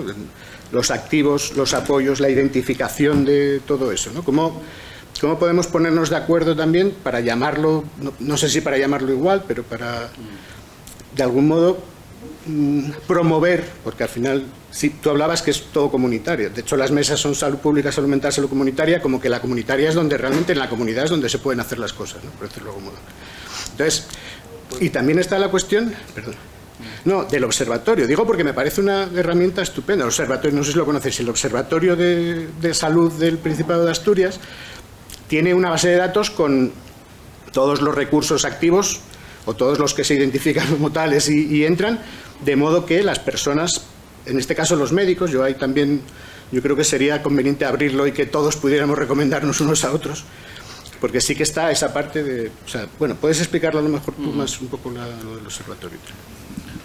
Sí, un poco sobre el tema de los activos que comentaba Ana, ¿no? Es decir, yo creo que además posiblemente lo que hay que pensar es en términos globales. O sea, yo estoy de acuerdo con que lo comunitario puede recoger un lenguaje común. O sea, para nosotros sí que es verdad que es extraño que el tema de desarrollo comunitario, quien está hablando es un grupo pequeño de salud pública, cuando el desarrollo comunitario viene muy desde lo social, ¿no? De todo el tema de Marchionni y del modelo social. Pero sí que creo que tienes un espacio común. Tiene que ser un espacio común donde quizás la palabra salud está generando también confusión con qué es salud y con quién es bienestar, y ahí tiene que ver con los modelos que traemos cada uno en nuestra cabeza. Es decir, la salud pública, algo que también ha hecho es apropiarse culturalmente de términos que vienen de otras disciplinas, ¿no? Entonces, cuando metes el modelo de determinantes sociales, pues posiblemente Dahlgren había leído a Bronfenbrenner hablar del modelo ecológico, lo que pasa que el modelo ecológico era algo muy aislado para cuatro raros, y entonces lo apropia y se hace más famoso otro modelo, y el momento que un sanitario toca algo, lo manipulamos a veces no muy bien, ¿no? Entonces, lo comunitario tiene que ser un lenguaje común, y yo creo que eso es un reto, ¿eh? Y es un reto más allá de que, lógicamente, cada uno tendremos nuestros temas de interés, pero tenemos que buscar que la parte izquierda de la diapositiva es común para todos. O sea, es decir, la parte izquierda de la diapositiva de decir cómo generamos ciudades, pueblos, entornos que cuiden. O sea, por ejemplo, lo que decíais de la medicalización, la psicologización y la enfermerización, ¿no? De cómo el modelo de cuidados a veces parece que también es un tema solamente del sistema sanitario, del modelo de enfermería. El modelo de ciudades que cuidan, hay un libro precioso de los cuidados editado en Madrid. El modelo de cuidados es un modelo global, comunitario, ¿no? Entonces yo creo que eso tenemos que buscarlo. El tema de activos, yo creo que ha sido una palabra que ha encajado, ¿no? En el sentido de decir, ¿qué riquezas tenemos? O sea, la palabra clave también es decir, nunca como hasta ahora tuvimos tantas riquezas en nuestros territorios. Esto es importante decirlo, es decir, estamos en una situación de crisis, hay una situación compleja, pero nunca como hasta ahora hay tanta gente trabajando y haciendo cosas importantes e interesantes en los territorios, pero nunca como hasta ahora estuvimos tan fragmentados, porque cada uno va con su película. El ejemplo de ciudades es excepcional, porque es que cada uno entra con su película, con su financiación que viene detrás, y entonces por eso me interesa defender mi película, y entonces no somos capaces de buscar un lenguaje común para trabajar, ¿no? Por ejemplo, un planteamiento con el modelo de activos es que aquellas actividades comunitarias sean realizadas desde un ayuntamiento o sean realizadas desde una asociación que tengan un impacto en salud, puedan tener una financiación para ser utilizadas por la comunidad como se utilizan otro tipo de recursos farmacológicos, por ejemplo, ¿no? O sea, y poner el mismo nivel. ¿Qué ocurre? Que las innovaciones tecnológicas y farmacológicas o diagnósticas no juegan en la misma liga que juega la innovación social o la innovación comunitaria, ¿no? El mapa de activos ahora mismo en Asturias fue, yo creo que una buena herramienta, primero para visibilizar que hay mucha gente que está trabajando bien, haciendo cosas que son interesantes, y la idea es un poco eso. De hecho, el mapa está abierto para que cualquier persona ciudadana pueda incluir activos en ese mapa, ¿no?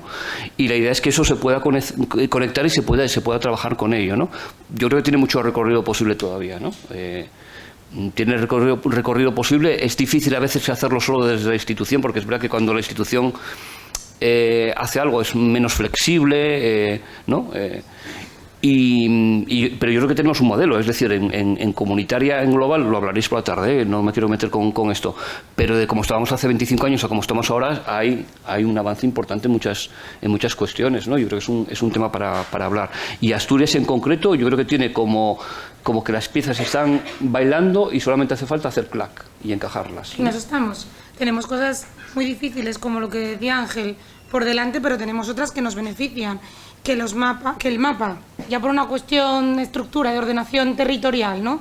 Que el mapa de áreas sanitarias sea el mismo que el mapa de áreas sociales, es decir, que haya áreas sociosanitarias, que esté regulada la coordinación sociosanitaria, aunque solo sea a nivel estructura, que es verdad que no se conoce bien, que no se está trabajando bien, que hay solapamientos, que cuesta, pero que creo que gran parte de lo que sí podemos hacer es trabajar precisamente desde atrás, desde el lenguaje, que para mí es más importante ahora mismo en la definición del codiseño del segundo plan sociosanitario, que se entiendan los dos observatorios, por ejemplo, o que el grupo, que es el que está trabajando más activamente, de intercambio de sistemas de información entre salud y servicios sociales, consiga realmente que avancemos porque estemos hablando de lo mismo o de cuestiones que vienen de distintos sitios pero que afectan a la misma persona, y que yo pueda tener una historia clínica y una historia social única, donde si una enfermera comunitaria pauta o un médico de atención primaria pauta un activo de salud y aparece en su historia de una persona que a su vez tiene también la historia social única electrónica y que puede estar en el sistema de persona beneficiaria de alguna de las intervenciones desde el ámbito social, esa información tan pequeña y tan sencilla se pueda compartir, porque lo que nos pasa es, ahora mismo estamos en eso, yo coincido con Rafa, ¿no? Estamos como un poco infoxicados de acciones, todo el mundo se puso y los fondos europeos, ojo, no vinieron a reducirlo, vinieron a ampliarlo, es decir, tenemos dinero por todo el mundo.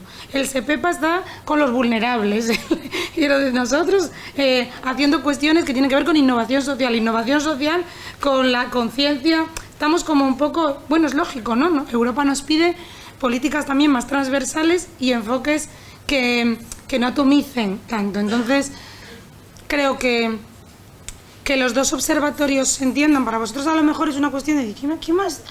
¿Son unidades estadísticas o son...? No, es muy importante. Es decir, ¿cómo cuando habláis vosotros de determinantes sociales y cuando vosotros habláis de personas en vulnerabilidad social, cómo en el OBSA están determinados o cómo se extrae, ¿no?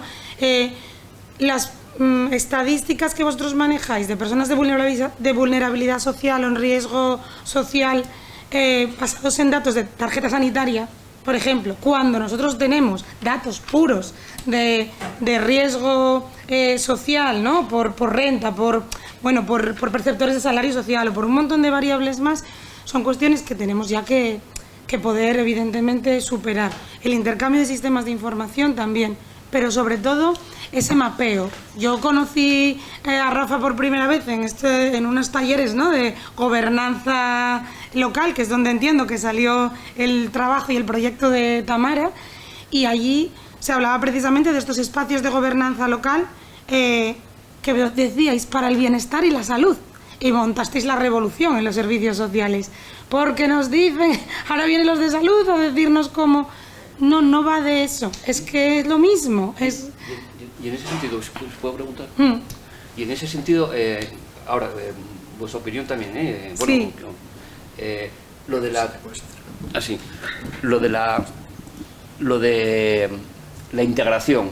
O sea, porque algo que también estamos... yo, por ejemplo, algo que creo que hemos aprendido en la pandemia, hay un artículo muy bonito en el último informe SESPAS de Beatriz González Valcárcel y de Vicente Ortús sobre el tema de la gobernanza después de la pandemia de la administración, ¿no? Entonces, llevamos mucho tiempo hablando del tema de la coordinación, pero el tema es decir, no habría que pegar el salto a integrarnos, coordinarnos a veces, teniendo en cuenta la arquitectura que tenemos en la administración, coordinarse es imposible matemáticamente. Es decir, tenemos tantos planes, estrategias y comisiones que matemáticamente si tuviéramos que hacer lo de, no sé si serían combinaciones o permutaciones, no salen. Estaríamos todo el tiempo reuniéndonos, ¿no? No sería, el tema no sería pasar para integrar lo social y lo sanitario en una misma estructura pegada en la atención directa a las personas, incluso donde el tema de lo social sanitario, social autonómico y social municipal se pudiera integrar. ¿Me preguntas eso a mí? Bueno, lo pregunto así. Sí, ya fuimos, Consejería de Sanidad y Servicios Sociales, tiempo cuando estaba en General Elorza. Eso ya existió, luego se separó, luego se juntó, luego... Yo creo que si cabe, una de las cosas que, por lo menos, me da cierta esperanza, es que al menos ahora se planifica, aun la dificultad de luego... manejar, eso es para mí porque se planifica mal, ojo, y porque no se planifica bien con estándares y con indicadores y con medios para poder luego alimentar esa macro que se crea, inventamos muy bien, luego hay que alimentar eso, pero planificar a 2030 ya nos está ayudando. Es una de las primeras cuestiones, es decir, tenéis un plan de salud a 2030, un plan de salud mental a 2030, el plan sociosanitario va a ser a 2030, el plan autonómico de inclusión social también a 2030. Eso es algo que ya en sí mismo trasciende ciclos políticos, que es la primera vez, quiero decir que ya es algo importante. Si debemos o no convertirnos en una misma estructura, eso no me corresponde a mí entrar ahí. Hay cuestiones que son equivalentes y otras que son específicas, y es cierto que ahí es donde tenemos que hacer, es como lo de los conjuntos, ¿no? Es decir, hay un conjunto aquí, hay otro conjunto aquí, y luego hay un macro que cada vez es más gordo, que es esto de lo sociosanitario, que es verdad que cada vez es más amplio, ¿no? Y que requiere cuestiones que ahora mismo la administración tiene difícil resolver. ¿Por qué? Porque si yo financio yo promuevo, yo tengo un instrumento, ¿no? Que voy mal de... No, digo porque querían, bueno. No, pues que le cojo el guante a Rafa, que lo traslado, pero que me refiero que hay cuestiones que superan la macroestructura y que nos dificultan a veces esa coordinación por cuestiones tan simples como quién financia qué y cómo promovemos. Plan de drogas, vosotros de una manera, nosotros, planes locales de incorporación social. Eso es lo que a veces nos dificulta más. Yo sí que creo que cabe ese debate y cabe ese reto, siempre y cuando salud no fagocite lo social, que es el riesgo principal que se corre con ese reto. Ángel también. Solo eso. Interviene Ángel y luego pasaremos a un turno de preguntas de... Sí, yo lo primero que quería decir era que eso, que a ver si ellos nos dicen algo, pero claro, no me puedo resistir a hablar yo también un poquitín ahora, sobre todo por esto que planteaba Rafa, ¿no? Bueno, tengo muchas notas tomadas, pero solo me voy a referir a esta de la integración. Efectivamente, como decía Ana, ya hubo macroestructuras políticas que llevaban salud y servicios sociales, ¿no? Yo creo que, o sea, mi opinión es la contraria. Es decir, yo creo que hay que separar mucho más las cosas para que cada actor asuma sus responsabilidades, para que esas responsabilidades estén claras, y hay que tener en cuenta otra cosa. La realidad no se transforma porque salud y servicios sociales se coordinen. La realidad se transforma porque la sociedad genera los vectores de fuerza suficientes para impregnar a salud, a servicios sociales, a economía, a medio ambiente. Es decir, el problema no es articular administrativamente los dos mundos, que lo es. Y Ana ponía de manifiesto el tema de los pacientes y los dependientes, que es nuestro verdadero problema cultural y administrativo hoy es ese. Las personas de salud mental no tienen un fácil encaje en el campo de los servicios sociales. Pero eso no nos debería de llevar a la integración en una única unidad porque yo creo que generaría más confusión. De hecho, una de las estrategias principales de mejora de los servicios, por lo menos de los servicios sanitarios, son las estrategias de no hacer. No son las estrategias de hacer, son las estrategias de dejar de hacer cosas que hacemos mal, que no benefician a los pacientes, que encarecen el sistema innecesariamente, que benefician a grupos de interés. Entonces, la respuesta que daría yo, y esto claro, puede ser debatido hasta la noche, es probablemente lo más interesante sería separar bien, aclarar bien el papel de cada uno, que cada uno lo ejecute lo mejor que pueda y que luego se someta al veredicto social. Porque si no, la responsabilidad yo creo que se podría diluir, ¿no? Y el riesgo irreal. Es decir, salud no se va a comer a los servicios sociales, simplemente porque no puede. El modelo de salud impide que crezca en el ámbito social. Salud tiene un modelo biomédico muy reduccionista, muy centrado en la cama de hospital. La atención primaria está sufriendo una crisis enorme, precisamente porque todo el enfoque familiar y comunitario pues no ha sido capaz de desarrollarse en las últimas décadas y porque ha quedado reducido al ámbito estrictamente médico. Pero la lógica interna del sistema hace que sea indigerible, hoy por hoy, el abordaje de los problemas sociales. No puede. Os voy a poner un solo ejemplo y ya me callo.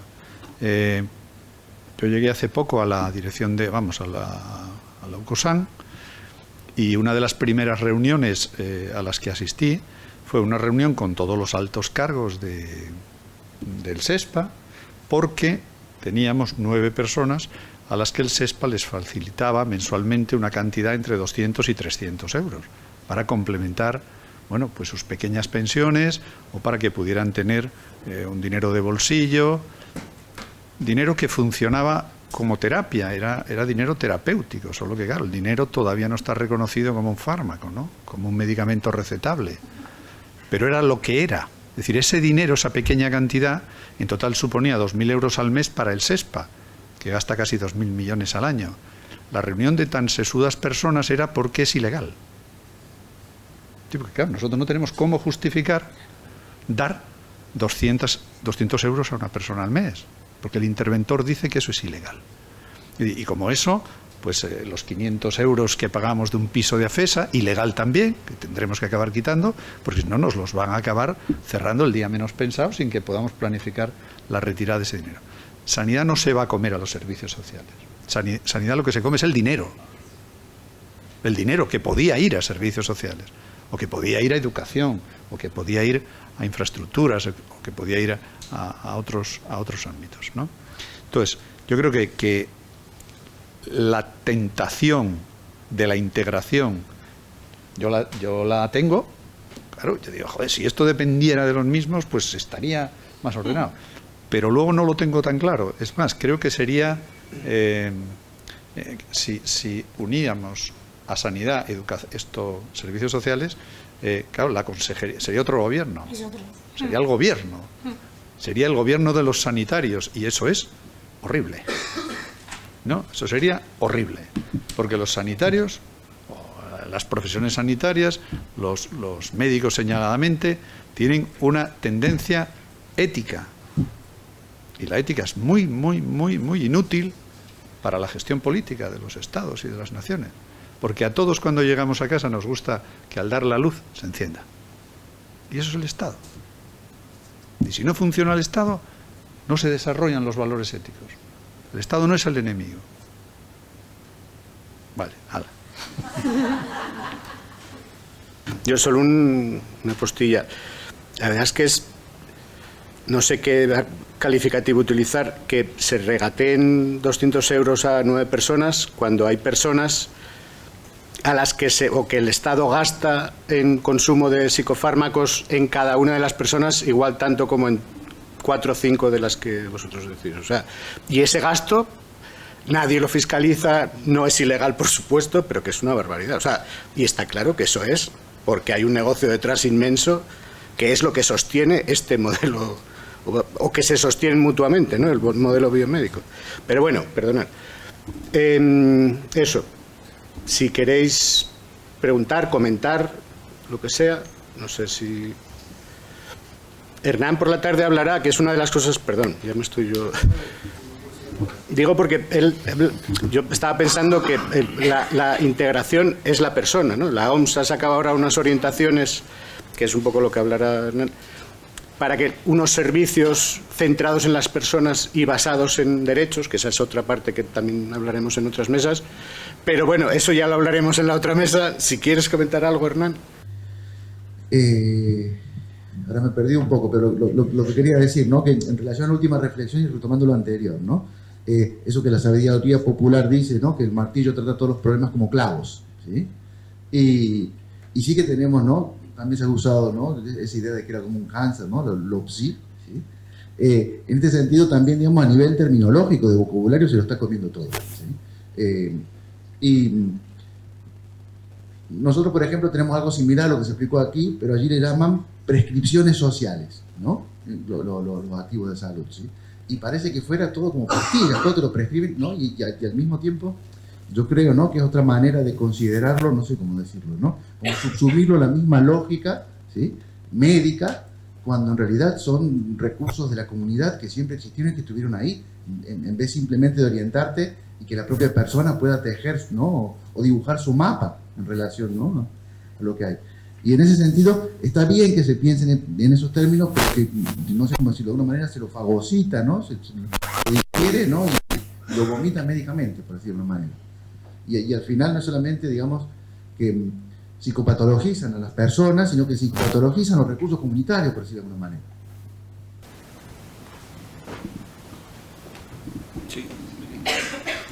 Sí, de hecho, aquí cuando sacamos la guía hubo mucho el debate si se llamaba recomendación de activos. O sea, lo que se pretendía era no inventar la pólvora, lo primero, porque era algo que se venía haciendo desde hace tiempo, es decir, muchos profesionales en consulta ya conocían los recursos y en un momento determinado podían recomendarlos. Lo de la prescripción no era ni prescripción ni era social, porque era algo más.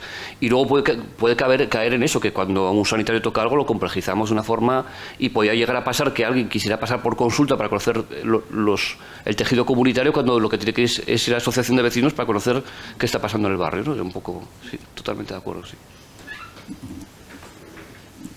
Yo solo voy a comentar yo porque a nosotros nos dieron desde el observatorio, Rafa nos dio la guía que estaban preparando de recomendación de activos, prescripción social, y yo recuerdo comentar precisamente esta cuestión, ¿no? Como si lo llamamos prescripción social se va a lo médico y como la necesidad de que, incluso yo hablaba de formaciones a las entidades en la comunidad tal, para que todos fuéramos recomendadores. Claro, nosotros, por ejemplo, en el grupo una de las cosas que es fundamental hablamos de exploración de activos, y yo también comentaba en la revisión de la guía el hecho de que para las personas con dificultades emocionales o con situaciones de sufrimiento psicosocial, que hace falta, no basta, es igual que a veces ponemos un cartel y venga a venir, hace falta un acompañamiento, hace falta esa exploración conjunta con la persona, que entiendo que la recomendación de activos se hace con la persona, pero que hace falta ese plus, ¿no?, de acompañamiento, y luego también que en los activos, en salud mental yo creo que es fundamental que haya, nosotros hablamos de conciencia del cuertismo, ¿no?, que quienes te acogen, quienes van a acoger a las personas en esa situación, tengan ese conocimiento real de cuál es esa situación, ¿no?, que al final, eso, el cuertismo, a diferencia de machismo o racismo, como no hay conciencia, penetra en todos y al no saberlo, pues hace un efecto mucho mayor, ¿no? Entonces, bueno, sería eso, por una parte acompañamiento y por otra parte esa acogida en los recursos distintos. Sí. Dos cosinas. Fíjate cómo es de malo el lenguaje, que activo viene de la contabilidad, de la columna de activos y pasivos. O sea, está metido en, bueno, el lenguaje es así de tremendo, ¿no? Entonces, una reflexión que me suscitó Rafa cuando hablaba de Amelia, que está allí. Amelia también fue directora de Salud Pública y yo también fui director de Salud Pública y Rafa también fue director de Salud Pública, y eso significa algo, es decir, significa que estamos aquí los tres juntos, y eso significa que vivimos en una burbuja. Es decir, que la hegemonía real no la tenemos nosotros, ni nuestros discursos. La tienen los laboratorios, la tienen las corporaciones profesionales, la tienen los medios de comunicación.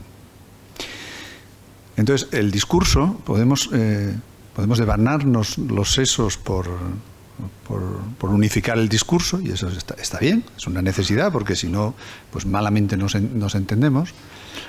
Pero el problema está fuera. Entonces, nosotros, que somos una parte del sistema, somos conscientes de eso y desbordamos los servicios, desde los propios servicios ejercemos una contención, ¿no? Es decir, frenamos a los servicios, es el no hacer, y devolvemos la pelota a la sociedad. O lo que decía al final de la intervención mía, ¿no? Cuanto más medicalicemos, más psicologicemos y más utilicemos ese paradigma, más desmovilizamos. Y en ese sentido ejercemos un papel de tampón de las contradicciones sociales, ¿no?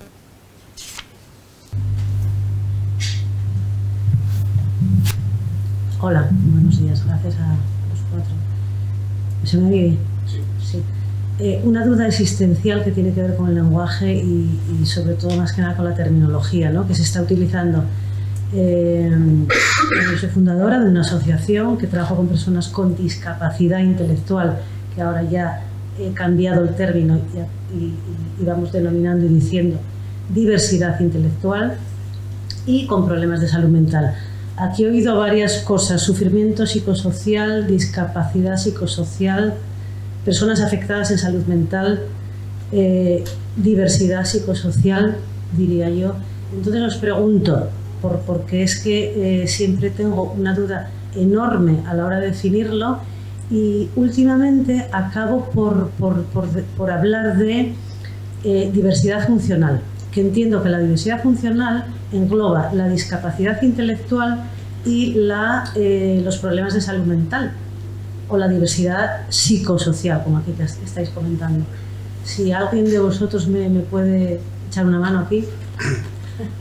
Mira, yo llevo en esto desde el año 2003 y hemos intentado buscar terminología común y tal infinidad de veces. Yo creo que sí hay un problema de, por ejemplo, no distinguir entre discapacidad intelectual y sufrimiento psíquico, y es algo que llevamos arrastrando desde siempre. Dentro de los elementos del cuerdismo está la peligrosidad, que es la que hace que tengamos esa presunción de culpabilidad que nos sitúa en una situación predemocrática, pero también está la confusión con las capacidades intelectuales o cognitivas, ¿no?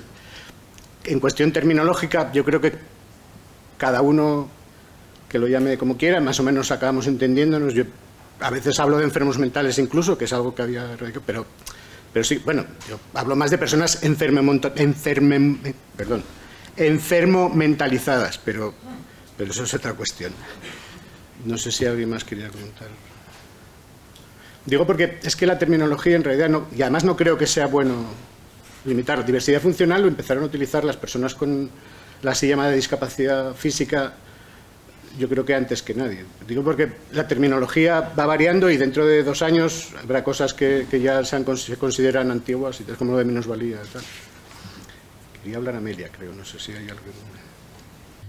Sí, bueno, yo quiero ser muy breve. En primer lugar, aclarar que estoy aquí como miembro del grupo de participación que se lleva desde Hierbabuena, y después agradecer a la mesa porque es increíble, pero incluso ya desde la vejez se sigue aprendiendo, y para mí ha sido muy interesante todas las aportaciones que habéis hecho, y sigo aprendiendo de todos vosotros, ¿no?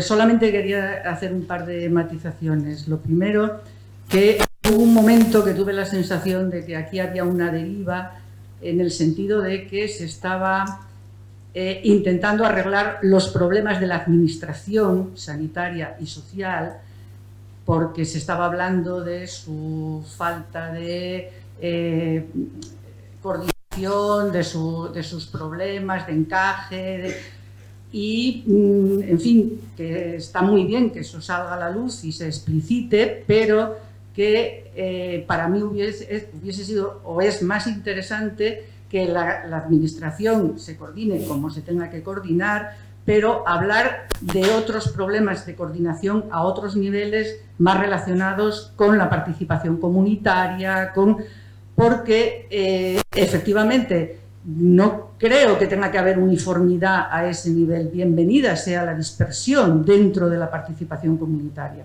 Y cuanto más dispersión haya, es que más posibilidades de participar desde el punto de vista social existen. Lo que sí es verdad es que hay cada vez más parálisis, por lo menos en mi percepción, dentro de esa línea de participación comunitaria.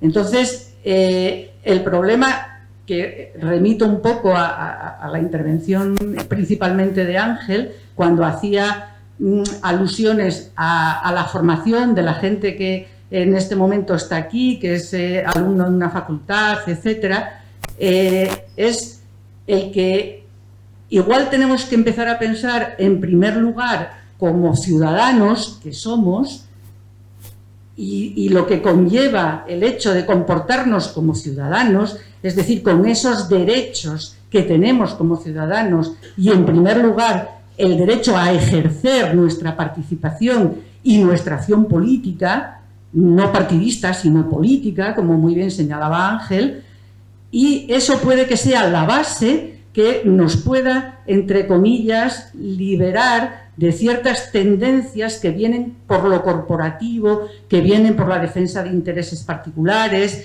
que vienen por la falta de empatía y nos puede llevar a situarnos en un contexto en el que, al mismo tiempo que somos capaces de reivindicar unos derechos, vamos a ser capaces de ejercerlos, y de ejercerlos para nosotros y para los demás, no solamente para nosotros. Entonces, si desde la facultad a mí me hubiesen enseñado esta línea de percepción de mi realidad profesional para ejercerla luego, me hubiese evitado muchos tropezones, muchos disgustos, muchos desencuentros y sobre todo hubiese sido, yo creo, un poquito más racional y un poquito más lista. Entonces, es un poco la línea de trabajo que yo quisiera que fuese un poco la base de desarrollo tanto de la gente que se está formando como de la gente que simplemente ya estamos incluso hasta jubiladas, pero seguimos queriendo ejercer esos derechos de ciudadanía para todo el mundo y que incluyen los aspectos tanto ecológicos como sanitarios, como sociales, y que en el ámbito de la sociedad puede haber multiplicidad y diversidad de organizaciones, posibilidades, desarrollos, y estupendo, cuantos más mejor. Nada más, gracias. Gracias, Emilia. No sé si queréis hacer un último comentario, porque son ya las 11:45, así que lo vamos a dejar aquí. Muchas gracias.